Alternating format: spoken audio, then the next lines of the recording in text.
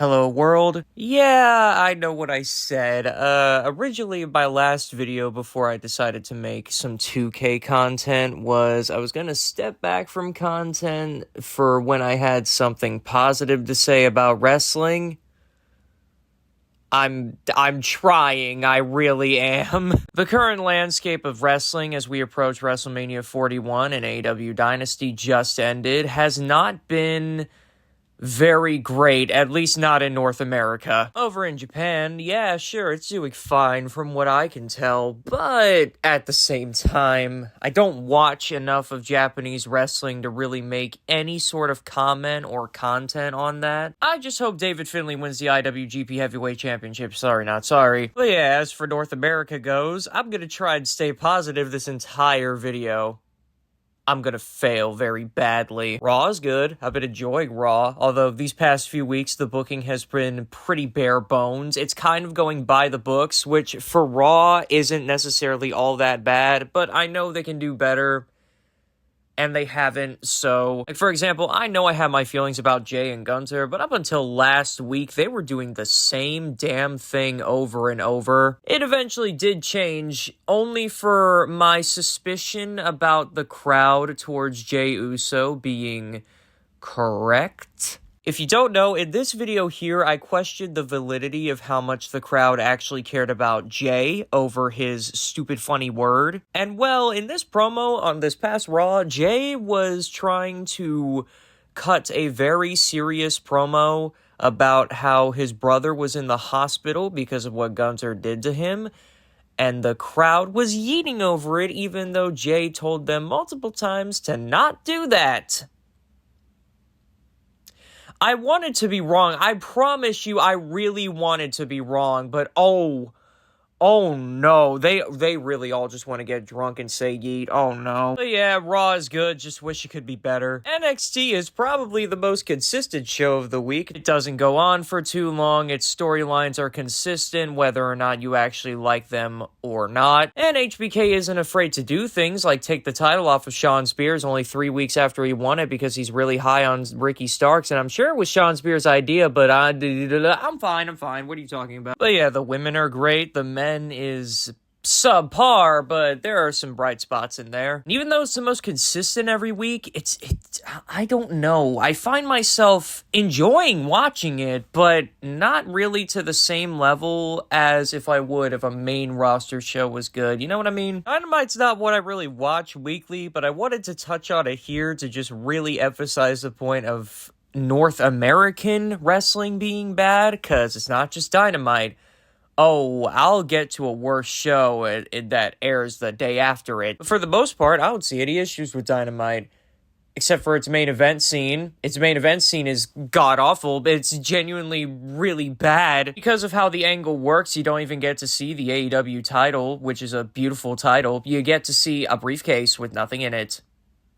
Fun angle. Woohoo, yay. Also, don't even get me started on Chris Jericho. I do not wish to have that rant today, but also because of the main event scene being so bad, that's part of the why people really hated Dynasty. Not because Dynasty was a bad show per se, but the main event matters, and how you end the show really matters to the overall show's quality.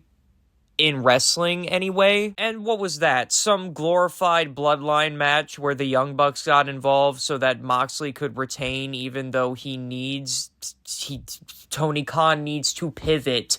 Why did you let Darby Allin climb Mount Everest? Oh my god. But if you think that's bad, I know a company that's way, way worse. TNA Wrestling, specifically TNA Impact. There is no reason for me to watch this show weekly at all. I have tried in the past, and either nothing happens, too much happens, or dumb shit happens. I tried to watch their past special, which is not really a pay-per-view, it's just kind of a TNA Plus thing, whatever. I tried to watch it, and the fact that I don't even remember its name tells you how memorable that show was. But they also did an unnecessary heel turn with Dolph Ziggler at the end, which was kind of garbage. And they also willingly employ great names such as Moose and Tessa Blanchard.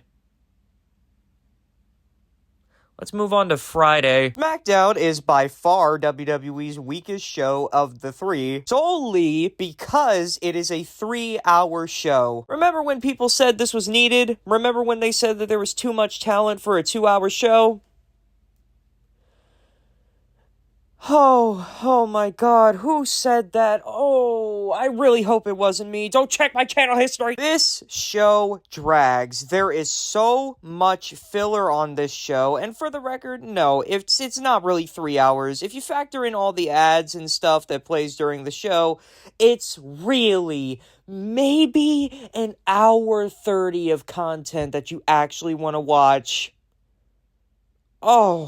Oh my. Not factoring just in ring, mind you. That includes promos as well. If I lowered it to just in ring, the runtime would be even worse. Now, yes, Raw back then, before its Netflix deal, was 3 hours. But the thing that made Raw good during that final year being on USA Network was, even with all the things like ads to pad the time, it was full of content that you actually wanted to watch. Like, you got your viewership's worth when you were watching Raw every week for 3 hours on USA.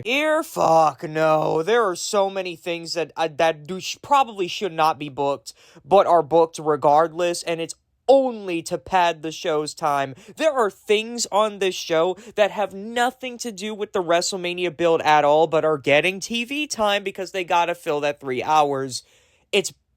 It's mind-boggling how much filler there is. Is it the worst show of the entire wrestling week that I've listed? No. That honor goes to TNA, bar none. But it's definitely the weakest of WWE, and if we take TNA out, it is the weakest overall. I'll also give a mention to Collision, but there's not really much to talk about with Collision. It's a 2-hour show that features mainly purely wrestling with hardly any storyline progression, and it's kind of a coin flip as to whether or not it's good.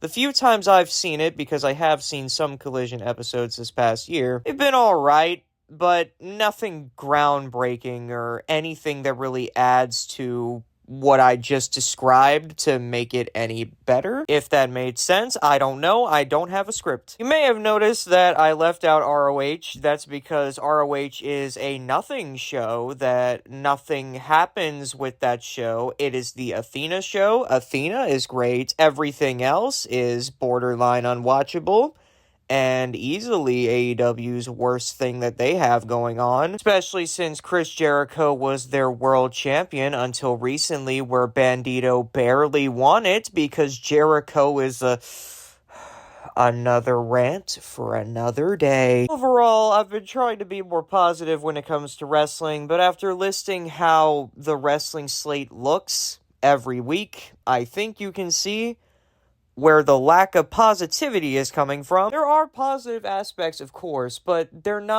it's not last year. 2024 was a great year for wrestling.